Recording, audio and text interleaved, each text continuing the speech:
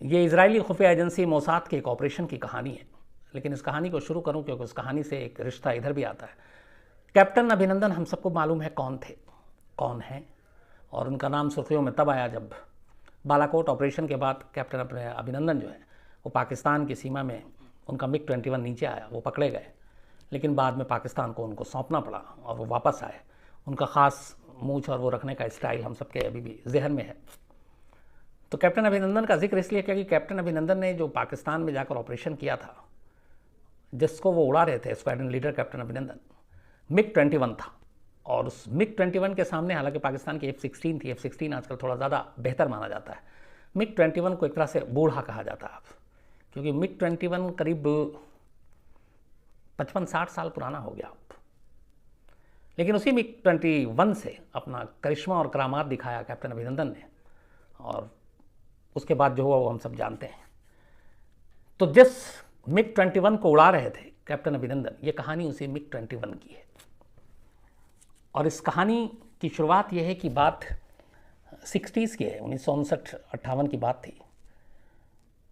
Russia जो है वो एक ऐसा लड़ाकू प्लेन बनाने में लगा हुआ था जिसकी दुनिया में कोई दूसरा मिसाल ना हो, कोई सानी ना हो दूसरा, और उसके आगे सारे जो दुश्मन हैं वो एक तरह से धराशायी हो जाए। इसी कोशिश में 1956 में, हाँ ये बात 56 की है, आखिरकार रशिया एक फाइटर प्लेन बनाने में कामयाब रहा। और जो फाइटर प्लेन बनाया वो MiG-21 था। लेकिन MiG-21 का जो पूरा नाम है वो है मिकोयन गुरेविच। मिकोयन गुरेविच, तो Mikoyan for M and Gurevich for G, तो इसका नाम शॉर्ट में रखा गया MiG-21। MiG-21 जब आसमान में इसने प्रवास भरी उड़ान, तो उसके बाद बाकी के दुनिया लोग जो है वो सारे लोग एक तरह से रश करने लगे कि इतना ज़बरदस्त प्लेन था। और धीरे धीरे इसकी खासियत सबके सामने आने लगी। रशिया की अमेरिका और पश्चिमी देशों से बनती नहीं थी, दुश्मनी थी, सुपर पावर की लड़ाई चल रही है। तो रशिया ने क्या किया कि जब ये प्लेन बना उसके बाद इसने अपने दोस्त मुल्कों को इसको बेचना भी शुरू किया, ख़ासतौर पर अरब के जो उसके दोस्त थे, और एशिया के। इसने अरब दुनिया में कई देशों को, जिसमें सीरिया, जॉर्डन, इराक, मिस्र, इनको दिया। एशिया के भी कई मुल्कों को बेचा, लेकिन अमेरिका और पश्चिमी देशों को नहीं बेचा। तब तक अमेरिका और इजराइल को भी इस MiG-21 के बारे में पता चलना शुरू हुआ कि MiG-21 बड़ी कमाल की फाइटर प्लेन है, और वो चाहते थे कि इसको देखूं कि इसमें ऐसा क्या है और क्यों ये इतना दुश्मन के लिए ख़तरनाक है। लेकिन चूँकि अमेरिका और पश्चिमी देशों को बेचा नहीं रशिया ने, और जो बेचा, जिन मुल्कों को, उनके साथ एक करार था, एक सौदा था, और वो ये था कि ये प्लेन, ये MiG-21 आप पश्चिमी देशों को, अमेरिका को, इजराइल को, इनको आप किसी भी कीमत पे नहीं देंगे, ना इनकी जो डिफेंस के लोग हैं उनको आप अपने देश में बुलाकर MiG-21 के बारे में बताएंगे, दिखाएंगे, उसकी टेक्नोलॉजी और बाकी सारी चीज़ें समझाएंगे। ये सारी चीज़ें करार समझौते में था जिन जिन देशों को दिया गया। और चूँकि वो देश रूस के दोस्त थे तो उन्होंने भी इसका पालन किया, और इसी के तहत तमाम कोशिश कर ली अमेरिका ने, इजराइल ने, पश्चिमी देशों ने। लेकिन MiG-21 के दर्शन नहीं हो रहे थे, और उन्हें समझ में नहीं आ रहा था कि फिर इस MiG-21 का काट क्या करें, क्योंकि एक बार पता चल जाए कि इसमें क्या खासियत है तो फिर वो उसका काट निकालें, फिर उस तरीके की बाकी चीज़ें वो अपना फाइटर प्लेन बनाएं। लेकिन उसके लिए MiG-21 तक पहुंचना, MiG-21 की खासियत को जानना, MiG-21 को उड़ाना, उसे देखना ज़रूरी था, और ये काम पॉसिबल नहीं हो रहा था। कोशिश जारी थी। 56 में ये बना, उसके बाद 60s तक रूस के दोस्त मुल्कों तक पहुंच भी गया, जैसे मैंने बताया, अरब देशों में, बाकी जगहों पे। इसी दौरान में इजराइल में जो उनकी खुफिया एजेंसी है, दुनिया की सबसे ख़तरनाक में से एक, मोसाद, उसके लीडर को चेंज करने का वक्त आ गया था, जो मोसाद के चीफ थे। तब तक मोसाद के जो चीफ थे वो एक इजर हरेल थे, इनका नाम। इजर हरेल रशिया में पैदा हुए लेकिन इजरायली थे, और इन्होंने भी अपने वक्त में काफ़ी कोशिश की कि MiG-21 किसी तरह से हासिल किया जा सके, चाहे किसी भी तरीके से, लीगल इलीगल, लेकिन वो नाकाम रहे। और इसी कोशिश करते करते उनके रिटायरमेंट का वक्त आ गया, और इजर हरेल अब मोसाद के चीफ से हट गए, और उनकी जगह जो नए चीफ बने उनका नाम था मीर एमिट। अब मीर एमिट के हाथ में मोसाद की कमान थी। मीर एमिट इजराइल में ही पैदा हुए और इजरायली फ़ौज में थे, सेना में थे। उसके बाद उनकी काबिलियत को देखते हुए उनको मोसाद का चीफ बनाया गया। मोसाद का चीफ बनने के बाद उन्होंने, चूँकि वो फ़ौज से आए थे, तो फ़ौज के तमाम अलग अलग जो एयरफोर्स से लेके बाकी, उससे पूछा कि आपको जो भी मोसाद की ज़रूरत हो आप बताएं। तो उनकी ये सारी मीटिंग चल रही थी अलग अलग आर्मी के चीफ से। इसी मुलाकात के दौरान अचानक इनकी इजरायली एयरफोर्स के जो चीफ हैं उस वक्त, वायुसेना अध्यक्ष थे इजराइल के, आइजर वाइजमैन, तो इस मुलाकात के सिलसिले में मीर की मुलाकात होती है इजरायली एयरफोर्स के चीफ से, आइजर से। आइजर वाइजमैन से जब मुलाकात होती है तो बाकी सब बातचीत करने के बाद जब चलने के लिए, रुखसत होने के लिए तैयार होते हैं, तभी एयरफोर्स चीफ इजराइल के कहते हैं मोसाद के चीफ से, जब वो कहते हैं कि कोई भी अगर मेरे लायक काम हो तो बताइए, तो उन्होंने बड़े ही नॉर्मल तरीके से कहा कि मुझे एक MiG-21 ला कर दे दो।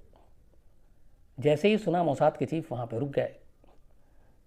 उन्होंने कहा ये क्या मांगा। उन्हें भी पता था कि MiG-21 नहीं मिल सकता, इसलिए कि ये रूस ने बनाया, अपने मित्र देशों को देता है।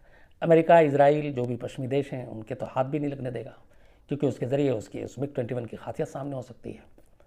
तो पहले वो मुस्कुराए, फिर उन्हें ये भी पता था कि उनके पहले के चीफ ने काफ़ी कोशिश की थी। तो उन्होंने कहा कि आप सीरियस हैं। तो एयरफोर्स चीफ ने कहा बिल्कुल मैं सीरियस हूँ, मुझे बस अगर तुम कुछ अच्छा करना चाहते हो तो मुझे एक MiG-21 ला कर दे दो, और उसके लिए कुछ भी मैं करने को तैयार हूँ। बात आई गई हो गई। मोसाद चीफ मीर, इसके बाद मीर एमिट पहुँचते हैं, काफ़ी सोचते हैं और फिर वो उसको सीरियसली लेते हैं और वो ये कहते हैं कि अब चाहे कुछ भी हो जाए, मुझे एक MiG-21 इजराइल की सरजमीन पर लैंड कराना ही है। अब कैसे होगा मुझे नहीं मालूम। इसके बाद वो प्लानिंग शुरू करते हैं, अपने ख़ास लोगों को शामिल करते हैं इसमें और कहते हैं कि अब किसी भी कीमत पे हमें एक MiG-21 चाहिए। अब प्लानिंग शुरू होती कि कहाँ से, रशिया से आप ख़रीद नहीं सकते, रशिया के जो दोस्त हैं, मुल्क हैं, वो आपको कानूनी तरीके से दे नहीं सकते, क्योंकि MiG-21 की ख़रीद फरोख्त के बीच में शर्त यही थी। तो दो ही चीज़ें हैं, या तो MiG-21 को आप हाईजैक करके ले आए, जो लगभग नामुमकिन है, या फिर आप हमला करें किसी देश पे, MiG-21 को उठाएं और लेकर चले आए। ये भी बड़ा टेढ़ा काम था। तो सारे उपायों पे गौर करने के बाद मीर एमिट आखिरी एक चीज़ पे पहुंचे कि उन देशों में जिनके पास MiG-21 रूस ने बेचा है, उसके पायलट को पकड़ा जाए और उस पायलट के साथ सेटिंग की जाए और किसी तरह उस पायलट के ज़रिए MiG-21 को इसराइल की धरती पर लाया जाए। अब ये एक ही मुमकिन में सूरत था, जब मतलब पॉसिबल है ये, कि जब पायलट बिक जाए, अपने देश से गद्दारी करे, और या फिर किसी और तरीके से पायलट पे दबाव बनाया जाए। तो ये कोशिश, लेकिन लगा कि इसके अलावा और कोई रास्ता है नहीं। तो इसी थ्योरी पर मीर एमिट, मोसाद चीफ, आगे बढ़ते हैं, काम करते हैं, अपनी एक खास टीम तैयार करते हैं। उसके बाद ज़ीरो इन किया जाता है अरब के उन देशों पर, एक तो जिनसे ज़्यादा ख़तरा था उस वक्त, ये सीरिया, जॉर्डन, इराक, ये सब MiG-21 ले चुके थे रूस से, और इजराइल के पास था नहीं, और MiG-21 का मुकाबला करना आसान नहीं था।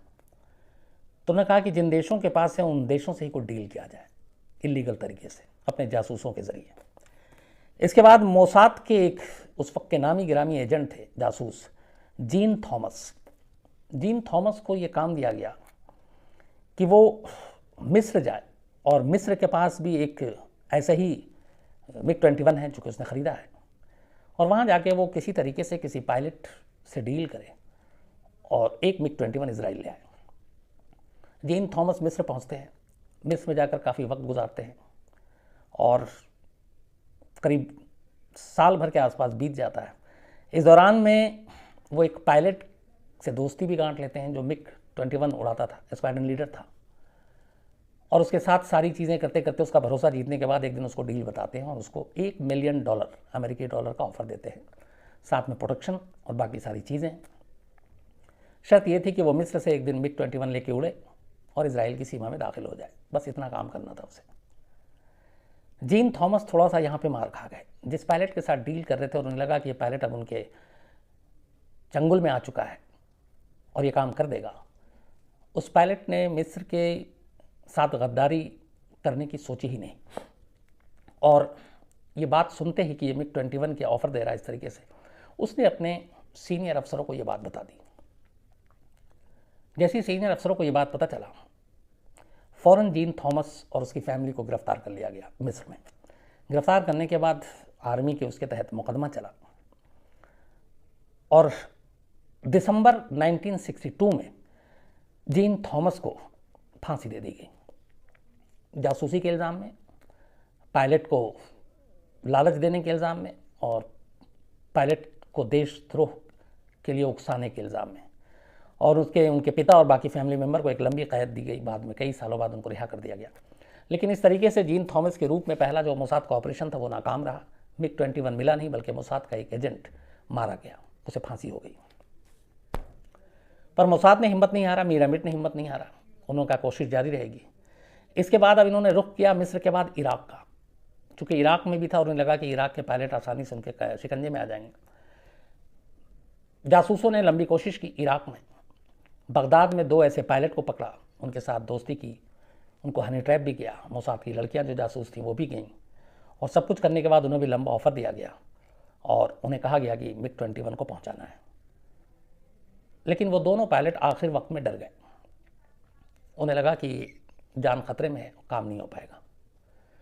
लेकिन अब मोसाद को ये था कि दोनों से लंबी डील की बात आगे तक जा चुकी थी, और ये आगे बता देंगे तो फिर इनके लिए बाकी इराक में ही और दूसरे पायलट से ट्राई करना या दूसरे देशों में ट्राई करना, शायद वो लीक हो जाएगी बात। तो उन्होंने इस खतरे को भांपते हुए और इस सच को छुपाने के लिए, इस राज को छुपाने के लिए, मोसाद के जासूसों ने इराक के उस फाइटर प्लेन के दोनों पायलटों को मार डाला। तो पहली नाकामी मिली जब मिस्र में अपना ही रौका उनका मोसाद का एजेंट मारा गया। दूसरी नाकामी तब हुई जब इराक के दोनों पायलट को मोसाद ने मार दिया, क्योंकि डील हो नहीं पाई थी। अब लगा कि ये काम बड़ा मुश्किल है, हो नहीं पाएगा, 2 मिशन नाकाम रहा। बट मीर अमिट अपने उस पर कायम थे कि किसी तरह से इसको काम को करना है, कोशिश जारी रही। और आखिरकार 1964 में कुछ ऐसी चीज़ें हुई जिससे उम्मीद लगी कि इस बार ऑपरेशन कामयाब हो जाएगा।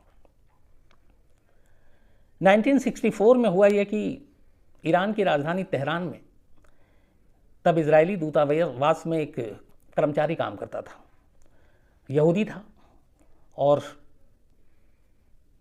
वो लंबे वक्त से वहाँ पे काम करता था और इजराइल के लिए कुछ करना चाहता था। एक दिन उस यहूदी कर्मचारी ने अपने एक सीनियर अफसर को बताया कि उसकी एक गर्लफ्रेंड है, उस गर्लफ्रेंड की दोस्त है एक, जिसकी शादी एक क्रिश्चियन से हुई है जो इराक में है, इराकी एयरफोर्स में है और फाइटर प्लेन उड़ाता है। ये बात जब दूतावास के ज़रिए मोसाद तक पहुंची तो उन्हें लगा कि ये बड़ा काम आ सकता है। छानबीन की गई तो पता चला कि हाँ, इस यहूदी एम्प्लॉई जो था उसकी एक गर्लफ्रेंड है और उसकी एक दोस्त की कुछ वक्त पहले ही शादी हुई है, करीब 3 साल पहले, और उसकी जो शादी हुई है वो क्रिश्चियन है लेकिन इराकी सिटीज़न है और इराकी सेना में है, स्क्वाड्रन लीडर है। और सबसे बड़ी खुशखबरी की बात ये सुनने को मिली कि MiG-21 भी वो उड़ाता है और इराक के पायलट जो एलिट क्लास के हैं, सीनियर और अच्छे पायलटों में उसकी गिनती होती है, उसका शुमार होता है। ये बात मोसाद के लिए बड़ी अच्छी खबर लेकर आई कि इराक में है एक पायलट। फिर उसके बारे में और छानबीन की तो पता चला कि ये जो पायलट है ये थोड़ा सा नाराज़ है इराकी सरकार से भी और इराकी हुकूमत से भी, एयरफोर्स के अपने सीनियर अफसरों से भी। इसका नाम था मुनीर रेटफा। वजह ये थी कि मुनीर रेटफा को ये लगता था कि वो एक अच्छा पायलट है, होनहार पायलट है, लेकिन चूंकि क्रिश्चियन है इसलिए इराक में उसका प्रमोशन नहीं हो रहा है और उसको एक तरह से दूसरे नज़र से देखा जाता है। जो इराकी सिटीज़न हैं, जो शिया और सुन्नी, उनके मुकाबले वो चूँकि क्रिश्चियन है इसलिए उसके साथ भेदभाव होता है। तो इस बात का उसे अफसोस था और इस बात का उसे गुस्सा भी था। ये चीज़ जब मोसाद को पता चली तो उन्हें लगा कि ये इसकी दुखती रग है और इसी से इसको हम लोग एक्सप्लॉइट कर सकते हैं। इसके बाद बाकायदा अमेरिका में तैनात मोसाद की एक एजेंट लड़की, जासूस, उसको इराक भेजा जाता है, बगदाद में, और कहा जाता है कि तुम्हारा काम है इस मुनीर रेटफा के इस सोच को और प्रोवोक करना और उससे दोस्ती गांठना और फिर MiG-21 की डील करना। मोसाद की वो महिला जासूस अमेरिका से इराक पहुंचती है टूरिस्ट बनकर, और तब चूँकि रिश्ता ऐसा इराक और अमेरिका में वैसा था नहीं जो सद्दाम या उसके बाद है। वहाँ जाने के बाद धीरे धीरे वो मुनीर रेटफा के बारे में सारा रूटीन और सब कुछ पता था। फिर वो दोस्ती करती है, मुनीर रेटफा के करीब जाती है और फिर उसे US, यूरोप घूमने की भी दावत देती है, अपने साथ रोम ले जाती है, US ले जाती है और दोस्ती फिर गहरी हो जाती है। इसके बाद वो उससे बात करती है, वो अपने क्रिश्चियन होने का अफसोस जताता कि मुझे इराक में वो जगह नहीं मिल रही है, मुझे इराकी एयरफोर्स में वो जगह नहीं मिल रही है, जबकि मैं MiG-21 जो रशिया से आया है और इतना बेहतरीन फाइटर जेट है, उसके लिए मुझे चुना गया, मैं उसको उड़ाता हूँ। तो ये सारी चीज़ें जब हुई तो फिर उसने उसकी इस कमज़ोर कड़ी का फ़ायदा उठाया और फिर धीरे धीरे धीरे धीरे करके वो उसके करीब चली गई। फिर उसने बताया अपने सीनियर को कि लगभग ये काबू में है, इससे काम किया जा सकता है। चूँकि पहले इराक में 2 पायलट के साथ हो चुका था कि वो बाद में डर गए। इससे पहले मिस्र में धोखा खा चुकी थी मोसाद की, पायलट ने जाकर बता दिया। तो इस बार कोई रिस्क नहीं लेना चाहती थी मोसाद, इसलिए पहले वो 100% श्योर होना चाहती थी कि ये मुनीर रेडफा उनके लिए काम करेगा कि नहीं, कहीं ऐसा ना हो ये भी लीक कर दे और उसमें सारे जासूस जो है हमारे, उनकी जान खतरे में आ जाए। तो इन सारी चीज़ों को करने के बाद अब ये फाइनल हुआ कि मुनीर को टटोला जाए। आखिर में फिर उसे सीधे सीधे ऑफ़र दिया गया और कहा गया कि अगर तुम MiG-21 को किसी तरह इजराइल पहुंचा दो और तुम्हारे लिए काम आसान है तो $1 मिलियन के अलावा तुम्हें इजराइल में शरण भी देंगे, वहाँ की नागरिकता भी देंगे। मुनीर को ये लगा पहली बार सुनकर कि ये ऑफ़र तो बहुत अच्छा है लेकिन जानलेवा है, क्योंकि ज़रा सी भनक मिल गई तो फिर उसकी जान गई, नंबर 1। नंबर 2, उसका ये भी था कि मैं MiG-21 को लेकर इजराइल तक नहीं जा सकता हूँ। उसकी वजह ये है कि रशिया ने जो दिया था उसमें एक डील में ये भी था कि इसकी जो फ्यूल है उसमें कितना तक भरा जाए, इसलिए कि आप फिर बहुत दूरी तक आप एक बार में फ्यूल लेकर उड़ान नहीं कर सकते हैं। तो आमतौर पे जब ये लोग ट्रेनिंग फ़्लाइट पे उड़ते थे मिग को लेकर तो उसमें फ्यूल हमेशा इतना होता था जिससे कि वो ज़्यादा सीरिया और आस पड़ोस के वहाँ तक पहुँच सकते थे। इजराइल की दूरी करीब 900 किलोमीटर थी, तो वहाँ तक का फ्यूल एक बार में नहीं भरा जाता था और ये चेक होता था कि आपको कितना फ्यूल देना है। तो एक मुश्किल ये थी कि इतने कम फ्यूल में फिर डायरेक्ट नहीं पहुंच सकता, किसी दूसरे कंट्री में लैंड करना पड़ेगा, वो और रिस्की था, मुश्किल था, क्योंकि जो बॉर्डर लगे हुए थे वहाँ से मुमकिन नहीं था। दूसरा ये था कि अगर फ्यूल पूरा भर लिया तो शक भी हो सकता है। लेकिन पहले ये था कि मुनीर रेडफा का तैयार होना ज़रूरी था। मुनीर ने काफ़ी इस ऑफ़र पर ध्यान दिया, सोचा, और चूँकि वो ऑलरेडी अपने साथ होने वाले इस सौतेले सलूक से नाराज़ था, आखिर में वो इस सौदे के लिए तैयार हो जाता है, लेकिन इस शर्त पर कि सिर्फ उसे नहीं, उसकी फैमिली का मतलब उसकी बीवी और बच्चे ही नहीं, बल्कि उसके पेरेंट्स जो भी इराक में हैं उन सबको इराक से बाहर निकाल कर और इजराइल में शरण दिया जाए और इजराइल की नागरिकता दी जाए। मोसाद तक ये बात पहुंचती है, मोसाद इसके लिए राज़ी हो जाता है। वो कहता है ठीक है, लेकिन इसमें एक दिक्कत ये थी कि चूँकि मुनीर इराकी एयरफोर्स में एक पायलट, वो भी नामी पायलट है, MiG-21 उड़ा रहा है, तो ऐसे में उसकी फैमिली का एक साथ इराक से निकल जाना डाउट पैदा करता, क्योंकि ऐसे लोगों की भी जासूसी होती है, खुद इराकी इंटेलिजेंस भी करती है कि कहाँ जा रहे हैं, किन से मिल रहे हैं। तो ये हुआ कि ये काम भी बड़ा मुश्किल है, लेकिन अब फैमिली सिर्फ ये था कि पत्नी और बेटे को निकालना है तो वो किसी भी आप ग्राउंड पर निकाल सकते थे, लेकिन पूरी फैमिली को निकलना है तो डाउट ना हो। तो उसके लिए फिर प्लान बनाया गया और थोड़ा सा इसको डिले किया गया। प्लान ये बना कि माँ बाप को ट्रीटमेंट के नाम पे पहले उनके कुछ लोकल इलाज कराए गए, डॉक्टरों से लिखाए गए कि इनको ये बीमारी है, इसके इलाज के लिए इनको बाहर जाना पड़ेगा। तो अमेरिका के नाम पे मेडिकल ग्राउंड पे उनके वो लेटर बने, तो उससे ये हुआ कि शक ना हो किसी को। दूसरी तरफ ये हुआ कि ये टूरिस्ट के तौर पर यूरोप जाना है, रोम जाना है, तो मुनीर और उनकी वाइफ और बच्चों का ये बनाया गया कि ये लोग टूरिस्ट वीज़ा पे निकलेंगे, तो अलग अलग वो भी, तो किसी को शक ना हो। और इस तरीके से धीरे धीरे करके मुनीर के पेरेंट्स पहले निकले, उसके बाद मुनीर की बीवी और बच्चे निकल गए टूरिस्ट वीज़ा पे। अब मुनीर अकेला है बगदाद में। डेट इसके बाद फाइनल होता है 16 दिसंबर 1966, 16 दिसंबर 1966। सारी चीज़ें पहले से तैयार थी, कैसे क्या करना है, कैसे जाना है। 16 दिसंबर को ये हुआ कि अब इस प्लेन को लेके निकलना है। इसका नाम रखा गया ऑपरेशन डायमंड, मोसाद ने रखा। 16 दिसंबर को इसको जब लेके जाएंगे और इस MiG-21 को एक तरह से चुराना है। 16 दिसंबर को दोपहर को मुनीर एयरफोर्स स्टेशन पहुंचता है और उसे उस दिन उसकी ट्रेनिंग उड़ान थी, उसे मालूम था उसका पूरा रूटीन, तो इसीलिए 16 को इसको रखा गया। 16 को वो पहुंचता है और जाने के बाद पहली बार वो उसे एक चीज़ पता थी जो मोसाद ने उसको ब्रीफ किया था, वो ये कि जो ग्राउंड स्टाफ होते हैं उनको सबको पता था कि इसमें कितना फ्यूल भरना है, कभी भी पूरा टैंक नहीं भरना है। और हमेशा ये जब कहता था मुनीर, इससे पहले भी कई बार जब ये डील नहीं आई थी उससे पहले उसने अपना जिक्र किया, कुछ छोटी छोटी बातें मोसाद वाले सुन के कुछ चीज़ें, हर इंटेलिजेंस एजेंसी ऐसी करती है, तो उसने बताया कि कई बार ऐसा हुआ कि मैंने ऐसे ही कहा कि यार आज टैंक पूरा कर दो, तो ग्राउंड स्टाफ ने कहा कि नहीं कर सकते, ये रशियन का ऑर्डर है। और इराकी जो लोग हैं फोर्स में हैं, आर्मी में, वो इराक के अलावा किसी और कंट्री के किसी हुक्म को मानने में बड़ा अपनी बेइज्जती महसूस करते हैं। तो इसने एक दो बार कहा भी कि अरे मैं कह रहा हूँ तुम्हारा कमांडर हूँ और तुम रशिया की बात मान रहे हो। तुमको गुस्सा आता था कि हाँ ये है, मुझे नहीं मान, बुरा लगता है, लेकिन क्या करें, लिखा हुआ है ऐसा डील। तो कई बार होता था कि नहीं, उनकी बात नहीं मानेंगे। तो एक दो बार ऐसा हुआ था कि जितना कहा गया था उससे थोड़ा सा एक्स्ट्रा उन्होंने फ्यूल डाल दिया था। तो इस दिन भी इसी तरीके का इस्तेमाल करने के लिए कहा गया मुनीर को, और मुनीर गया और उसने कहा कि फ्यूल टैंक फुल कर दो जितना भी इसमें आता है। और उसने साथ में उनको थोड़ा सा चिढ़ाने के लिए एक डायलॉग भी मार दिया कि या तो रशिया की ही सुनो हमेशा। तो उनको गुस्सा आ गया कि मैं इराकी सोल्जर हूँ, मैं रशिया की क्यों सुनूँ, ये लीजिए। और उसने फ्यूल भर दिया और टैंक फुल कर दिया। अब इसके बाद चक्कर ये था कि 900 किलोमीटर की दूरी थी, रूट दिया गया था, और ये हमेशा ट्रेनिंग फ्लाइट पे रूट होता था कि आपको इस डायरेक्शन में उड़ना और फिर यूँ लौट आना है। आप जैसे ही रूट से हटे तो फिर आपको पहले तो बताया जाता है कि आप रूट से भटक गए तो आप फ़ौरन रूट पे अपने वापस आ जाइए, और अगर आप नहीं आते हैं तो फिर वार्न किया जाता है कि आप आ जाओ, नहीं तो आपको शूट कर देंगे, आपको गिरा देंगे, क्योंकि MiG-21 के साथ कोई रिस्क नहीं लेना चाहता था।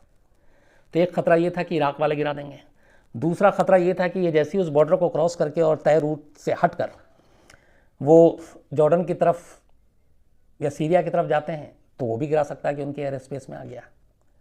तो ये दोनों खतरे थे अलग अलग, और इन खतरों से निकलना था और जिग जैग रूट बनाकर इनको निकलना था, और पूरा रूट मोसाद ने बनाकर दे दिया था। तय वक्त पर मुनीर प्लेन को लेकर उड़ता है, और उसके बाद जैसे ही वो आगे जाकर अपने रूट से हटता है फ़ौरन उसके ट्रांसमिशन पे आता है कि आप अपना रूट भटक गए कैप्टन, वापस रूट पे आइए। ये रूट से नहीं बदलता, जिस भटके हुए रूट पे उसी पे आगे बढ़ता है, फिर दोबारा आता है, फिर तीसरी बार में चेतावनी आती है कि प्लेन को मार गिराएंगे, आप वापस आ जाइए। इस चेतावनी के फ़ौरन बाद मुनीर जो है वो रेडियो फ्रिक्वेंसी जो है वो बंद कर देता है। और अब ये था कि इराक से निकलकर वो जॉर्डन के एयर स्पेस में था और जॉर्डन के राडार पे था। जैसे ही जॉर्डन के एयर स्पेस में घुसता है, जॉर्डन की तरफ से वार्निंग आती है, लेकिन मोसाद ने तब तक ये किया कि जो सीरिया के एयर स्पेस या सीरिया ATC को एक तरह से उसने हैक कर लिया और जॉर्डन के एयर स्पेस को ये बता दिया कि ये सीरिया की एक रूटीन ट्रेनिंग पे उड़ने वाली फ़्लाइट है। और चूँकि सीरिया के पास भी MiG-21 था, जॉर्डन ने कुछ नहीं किया, जाने दिया, और उसके बाद किसी तरह से इन दोनों से बचते हुए MiG-21 आगे बढ़ा। उसके आगे, सीरिया के आगे, इजराइल के एयरफोर्स के 2 प्लेन, जेट प्लेन, उन्होंने इसको कवर किया और अपने साथ लेकर उड़े, और फिर इजराइल में इसको लैंड कराया। रात का वक्त था जब ये लैंड किया था, अंधेरा हो चुका था।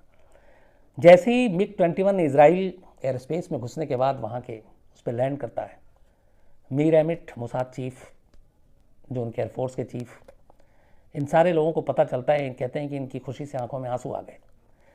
सभी पहुँचते हैं। MiG-21 को पहली बार बड़ी बारीकी से, ध्यान से देखा जाता है। उसके बाद जो उनका ट्रेनिंग पायलट था मोसाद का, उसको बुलाया जाता है और कहा जाता है कि अब तुम्हारा काम है इस MiG-21 के एक एक राज को बाहर करना, कैसे उड़ता है, क्या करना है, ये देखना। उसके बाद वो जो है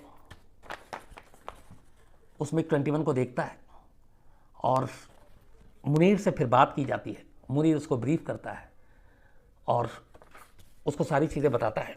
कहते हैं कि सिर्फ 1 घंटे तक उसने ट्रेनिंग ली और 1 घंटे के बाद MiG-21 को उसने इजराइल के आसमान में उड़ाना शुरू कर दिया था। जो ट्रेनिंग पायलट था इजराइल का, जब वो 1 घंटे की ट्रेनिंग के बाद उड़ाकर वापस आया तो जो एयरफोर्स के चीफ थे उन सब की आंखों में आंसू आ गए कि ये मतलब इसके लिए महीनों ट्रेनिंग दी जाती है, इसने 1 घंटे में सिर्फ दूसरे पायलट ने ब्रीफ किया और इसने सब कुछ समझ लिया और ये वापस सेफ लैंडिंग में करा गया। फिर उन्हें लगा कि अब इजराइल जो है वो कुछ भी कर सकता है। उसके बाद एक एक चीज़ उसकी की, सब कुछ समझा कि इसमें क्या खासियत है, बाकी फाइटर प्लेन से ये हल्का क्यों है। और इसी वजह से फिर इसके कुछ दिनों के बाद ही जो अरब मुल्कों के साथ तनाव चल ही रहा था, वॉर हुआ इनका, जो करीब 6 दिन चला था।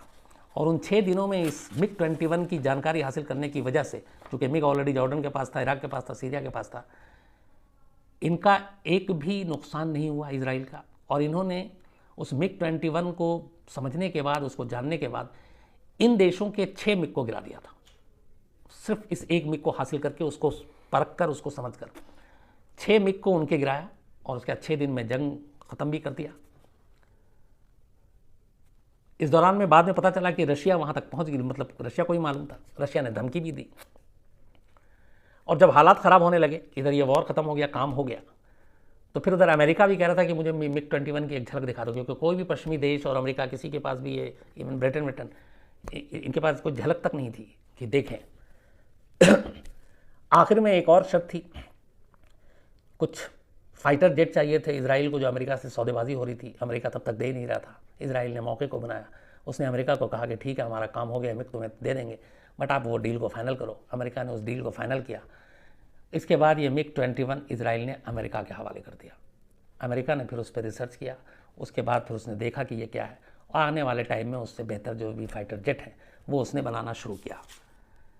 पूरी फैमिली जो मुनीर की, जो पायलट इराकी था, उसके माँ बाप, बीवी, बच्चे, इन सबको इजराइल में नागरिकता दी गई परमानेंटली, $1 मिलियन दिया गया, नौकरी दी गई। उसके बाद वो हमेशा जब तक रहे इजराइल में ही रहे। जिस तेहरान की एम्बेसी में काम करने वाले यहूदी एक छोटे से कर्मचारी ने इस मुनीर तक पहुंचाने का काम किया था, जिसकी गर्लफ्रेंड की दोस्त मुनीर की वाइफ थी, उसको भी ऑफ़र दिया गया बहुत कुछ कि तुम आ जाओ, अब इजराइली है वो। उसने तेहरान नहीं छोड़ा, क्योंकि उसके सच को छुपा के रखा गया था और उसको कभी सच्चाई उसके सामने नहीं है कि वो कौन था। लेकिन उसने मना कर दिया। उसका कहना था कि मैं सिर्फ अपने देश के लिए काम करता हूँ, मुझे इनाम और बाकी चीज़ नहीं चाहिए। उसने अपनी ड्यूटी निभाई, वो गया नहीं, वो वहीं रहा। तो एक मिग को उठाकर, एक मिग को चुराकर कैसे इजराइल ने अरब देशों के साथ जंग भी जीती, उनके 6 प्लेन को भी गिराया, फिर अमेरिका को भी दिया, और मिग का कैसे उन्होंने पूरा पोस्टमार्टम कर डाला। जब टेंशन हो गया था कि रशिया ने कहा कि हमारे मिग को गैर कानूनी तरीके से आपने इराक से जो उठा कर ले उसको दे दो, वरना वॉर तक की सिचुएशन हो जाएगी, कहते हैं उसी वक्त ये मिग, सारा काम हो चुका था इजराइल का, तब अमेरिका को दिया, ताकि वो ये कह सके कि भैया मेरे पास तो है नहीं, तो मैं तुम्हें क्या दूँ, अमेरिका से ले लो। और यही एक तरीका था उधर देने का और इधर गर्दन बचाने का। तो ये भी हुआ।